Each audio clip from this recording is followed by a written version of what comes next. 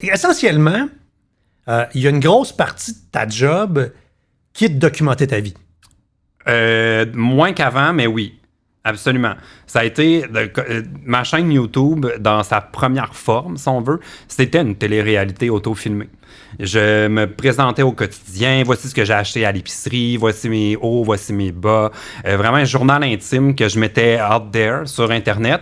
Mais depuis 1 an et demi, je dirais que je m'éloigne de ça. J'ai comme arrêté d'avoir envie de partager autant mon quotidien parce que ça vient avec, oui, le côté le fun de toujours être approuvé par le monde. Tout le monde trouve ça le fun, pas mal dans les trucs. Mais aussi le côté très... c'est pas tout le monde qui est gentil. Il y a des gens qui vont trouver là, ta petite... Tu viens de réaliser ça? Mais quand j'ai commencé ma chaîne, moi, c'était très candide, tu sais, je le faisais comme pour mes amis, puis tant mieux, là, c'est comme mes abonnés qui regardent, mais là, tranquillement, c'est de moins en moins des abonnés. Et pourtant, très rapidement, t'as complètement assumé qui tu es. D'ailleurs, j'ai l'impression que t'as jamais fait de coming out. T'as comme... Non, je l'ai fait parce qu'en télévision, c'était pas dit.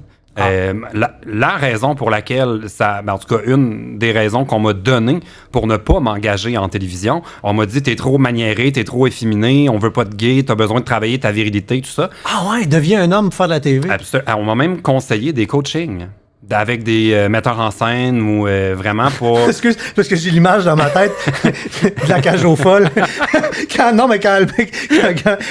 c'est le plus folle, c'est Albin. Puis l'autre, il explique comment marcher puis il casse la biscotte. Mais, ouais, on me disait ça, mais tu sais, c'était il y a 8 ans, disons. Là, c'est fou le chemin qu'on a fait sur la diversité depuis une couple d'années. Comment marcher avec plus d'assurance? Même t'asseoir en homme, t'as replacé à la poche. Ben, ou juste, peut-être bien que le coaching, c'était juste mettre tes mains sur la table, comme ça, tu vas moins avoir envie de les... Ou tiens, tu sais, ça peut être des petits trucs, là. Ou si t'as envie de... la voix craque, va plus bas à la... Sauf que moi, je trouvais ça con. Va plus bas à la place. Ça te va pas. Non, mais je trouvais que c'est con. Je dis, bon, dans le fond, il faut que je les apprenne à être naturel. Ce qui, moi, m'intéressait pas beaucoup. Puis, j'ai toujours pensé que les gens, les patrons en télévision, vont aimer quelque chose.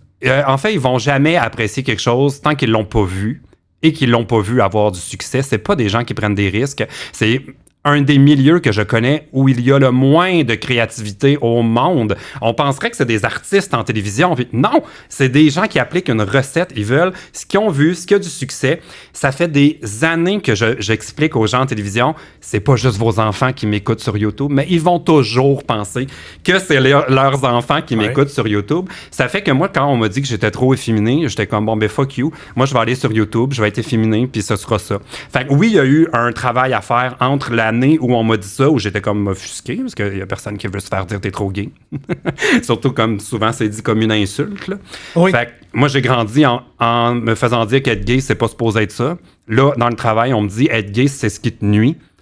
J'avais pas envie de ça. Ça m'a blessé. Fait qu'il y a eu comme une certaine période où j'ai comme mijoté cette information-là. Mais le jour où t'avais envie d'aller suivre les cours, puis là, tu disais non, ça n'a pas de crise de bon sens, je peux pas aller suivre ces cours-là. Mais puis... non, mais ce côté rebelle de ton test était déjà présent. Puis non, ça m'a toujours fait chier qu'on m'ait dit ça parce que ma réaction première quand on m'a dit t'es trop maniéré, ça a été mais Ellen DeGeneres. Combien de boss ont dû dire qu'elle s'habille pas assez féminine? Oui. C'est Ellen DeGeneres, comme soyez imaginatifs, ouvrez vos yeux, il y a de l'appétit pour de la diversité.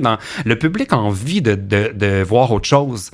Mais si on leur propose pas, ils peuvent pas aimer ce qu'ils connaissent pas. Fait que moi, ça m'a pas du tout donné le goût de travailler ça, au contraire. Fait que sur YouTube, j'étais allé, là, jour 1 de ma chaîne YouTube, là, j'étais très gay, j'étais tout ce qu'on me disait de pas faire. C'était ça, ma chaîne YouTube. Ben parce qu'il y a clairement de la place pour justement faire le contraire de ce qu'il y a partout. Ben, surtout sur YouTube où on n'est pas dans une notion de grand public, là. On est dans des niches, tout le monde, des créneaux très, très spécialisés. Si toi, ce que t'aimes, c'est les collations à Disney, tu vas trouver une chaîne YouTube qui fait juste parler des collations à Disney. T'sais, c'est tellement hyper niché que là, je pense que oui, aujourd'hui, peu importe t'es qui, t'as un accent, t'as un look qui est atypique, n'importe quoi, c'est ta plus grande force, vas-y.